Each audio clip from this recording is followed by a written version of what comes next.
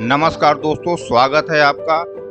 आज हम भारत माँ को दास्ता की बेड़ियों से मुक्त कराने के लिए बलिदान हुए महासमर के सैकड़ों ऐसे ज्ञात और अज्ञात योद्धा हैं जिन्होंने अपने शौर्य, पराक्रम, देशभक्ति और बलिदान से उस संघर्ष को ऊर्जा दी और भावी पीढ़ियों के लिए आदर्श बन गए। लेकिन अवध में अंग्रेजों के खिलाफ संघर्ष में विद्रोहियों का नेतृत्व कर रहे चहलारी रियासत के राजा बलभद्र सिंह ऐसे वीर आजादी के दीवाने थे जिन्होंने मात्र 18 वर्ष की आयु में अंग्रेजों के छक्के छुड़ाए और अपनी वंशवेल उगने से पहले ही अपना सर्वस्व न्यौछावर कर दिया। इसी वजह से इस विद्रोह के इतिहास में बलभद्र सिंह और उनकी चहलारी रियासत का प्रमुख स्थान है। अंग्रेजों के खिलाफ युद्ध में बलभद्र सिंह के अदम्य साहस की अंग्रेज सेनापति ने भी प्रशंसा की और ब्रिटेन की महारानी ने अपने राजमहल में उनका चित्र लगवाया। राजा बलभद्र सिंह का जन्म 10 जून सन 1840 को बहराइच के चहलारी राज्य में, जो अब बहराइच जिले का महासी क्षेत्र में हुआ था। उनके पिता का नाम राजा श्रीपाल और माता का नाम महारानी पंचरतन देवी था। बलभद्र सिंह किशोरावस्था में ही चहलारी के राजा बने। 10 मई 1857 को मेरठ में क्रांति की ज्वाला प्रकट होने पर जहां अंग्रेजों ने भारी दमन चक्र प्रारंभ किया, वहीं संपूर्ण उत्तर भारत में स्वतंत्र चेतना जागृत हुई। इस मुक्त संग्राम को प्रारंभिक दौर में आंशिक सफलता मिली। ईस्ट इंडिया कंपनी ने अवध में बहराइच को मुख्यालय बनाकर बिंग फील्ड कमिश्नर और कैप्टन बनवारी को डिप्टी कमिश्नर नियुक्त किया। इन दोनों ने सत्ता संभालते ही अपना दमन चक्र चलाना शुरू कर दिया था। तब अंग्रेजी शासन के खिलाफ बहराइच में बिगुल फूंका गया। इस क्रांति की अंतिम लड़ाइयां अवध की बेगम हजरत महल के नेतृत्व में लड़ी गईं। लखनऊ पर कब्जे के बाद अंग्रेजों ने अवध के नवाब वाजिद अली शाह को गिरफ्तार कर लिया। इसके बाद उनकी बेगम ने मोर्चा संभाला, लेकिन कुछ खास सफलता न मिलने पर बेगम हजरत महल अपने शहजादे बिरजिस कद्र और कुछ खास विश्वास पात्र सैनिकों के साथ लखनऊ से भागकर बहराइच में बौड़ी नरेश हरदत्त सिंह के किले में शरण ली और ये किला अब राजनीतिक केंद्र बन गया था। यहीं पर बेगम हजरत महल को बलभद्र सिंह के साहस के बारे में जानकारी हुई। बौड़ी के किले में हुई बैठक में राजा हरदत्त सिंह के साथ गोंडा नरेश राजा देवी बख्श सिंह, भिठौली के गुरुबख्श सिंह, रायबरेली के राजा बीड़ी माधो सिंह, हरदोई के राजा नरपत सिंह, फैजाबाद के विद्रोही मौलवी अहमद उल्ला, इकौना के राजा उदित प्रकाश सिंह, चरदा के राजा जगजोत सिंह, रेहुआ के राजा रघुनाथ सिंह, शाहगंज के राजा मान सिंह, कमियार गोंडा के तालुकदार शेर बहादुर सिंह और फिरोज शाह बेरुआ के गुलाब सिंह मौजूद रहे।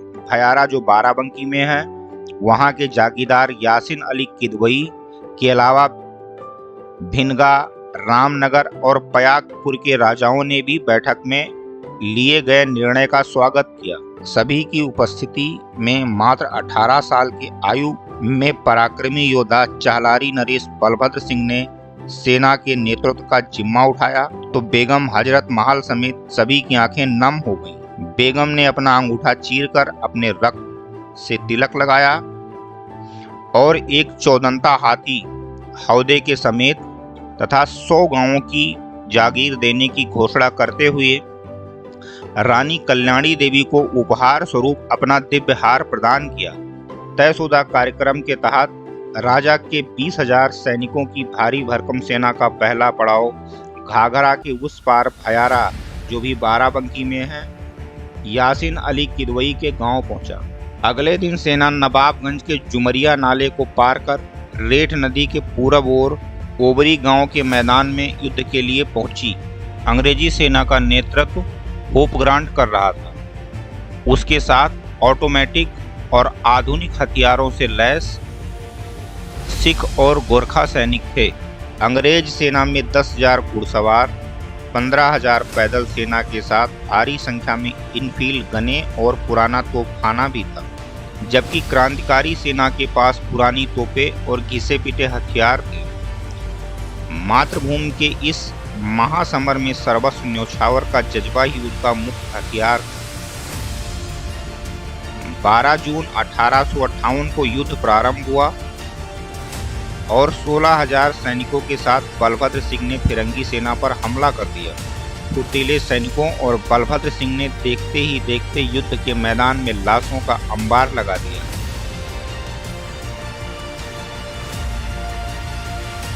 तो अंग्रेज सैनिकों में भगदड़ मच गई और सेनापति होप वहां से भाग गया और विद्रोही सेना की जीत हुई। इन्होंने वहां पे उपलब्ध उनके तोपखाने और हथियार लूट लिए। पराजय से आहत होप ने बड़ी संख्या में तोपें और राइफलें मंगाई और 13 जून को पुनः युद्ध के लिए आ गया। क्रांतिकारियों की सेना फिर से फिरंगियों पर टूट पड़ी। बलभद्र सिंह चीते की भांति फिरंगी सैनिकों को काट रहे थे। युद्ध में लाशों का अंबार लग गया, लेकिन बलभद्र सिंह के काका वीर योद्धा हीरा सिंह मारे जाते हैं। चाचा की मौत से आहत बलभद्र सिंह होप ग्रांट को ढूंढकर उसे घायल करता है और युद्ध के मैदान में ब्रिटिश सैनिकों को काटते हुए आगे बढ़ता है। अंग्रेजों के तरफ से लगातार हो रही गोलाबारी को देखकर बलभद्र सिंह की सेना घबरा जाती है और भाग खड़ी होती है। तभी बलभद्र सिंह के हाथी को तोप का एक गोला लगता है और हाथी धराशायी हो जाता है। बलभद्र सिंह का महावत उनको सलाह देता है कि महाराज यहाँ से निकल लें, नहीं तो मारे जाएंगे। बलभद्र सिंह उसको फटकारते हुए एक घोड़े पे सवार हो जाते हैं और दुश्मनों को मिट्टी में मिलाना शुरू कर देते हैं। तभी तोप का एक गोला उनके घोड़े को लगता है और घोड़ा भी मर जाता है। तब बलभद्र सिंह जमीन पर उतर आते हैं और अपने दोनों हाथ में तलवार लेकर दुश्मनों को गाजर मूली की तरह काटने लगते हैं।